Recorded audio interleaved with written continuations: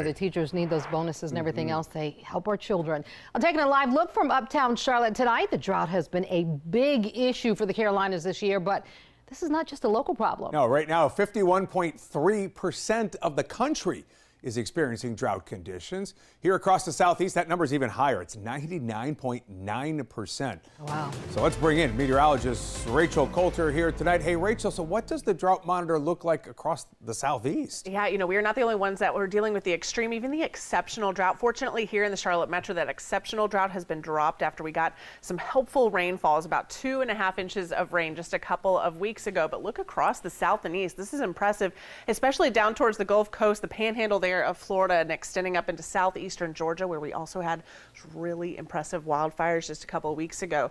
That's where you're seeing an expansive, exceptional drought setting up. But I want to zoom out even more, and you can tell just how much of the country has drought conditions in place. And this extends out into Arkansas, parts of Tennessee and Kentucky, and even parts of Texas as well, where extreme, severe, and even exceptional drought conditions are in play. Wow. Well, Rachel, you and the First Alert Weather Team have talked about increasing rain and thunderstorm chances as we head into the Memorial Day weekend. Will this bring much needed relief to the region as well, or how much rainfall are we talking here? I think that we're going to see some really beneficial rainfall, which at least should prolong the development or expansion of the drought conditions that we're experiencing. And here's why. It's the same cold front that we're eventually going to see impacts from here at home in the Carolinas, but you'll notice all of the rainfall already taking place in those areas I just showed you with that drought. In fact, I'll just overlay those again. So there's the drought.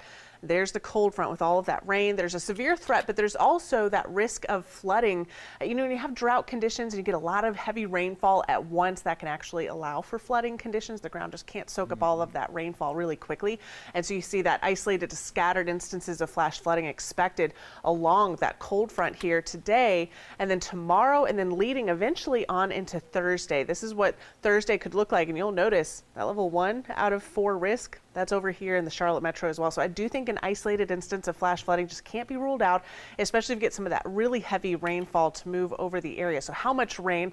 I know that's the second question, Kim. So this is what we're thinking. You can see 4 to 5 inches of rainfall in eastern parts of Texas, Louisiana, southeastern Arkansas, and extending into parts of Mississippi and Tennessee. Here at home, we're looking at a general range of about 1 to 3 inches of much needed beneficial rainfall, and hopefully it doesn't all come at once.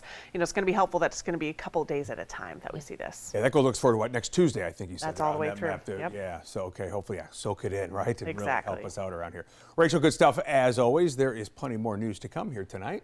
That's right.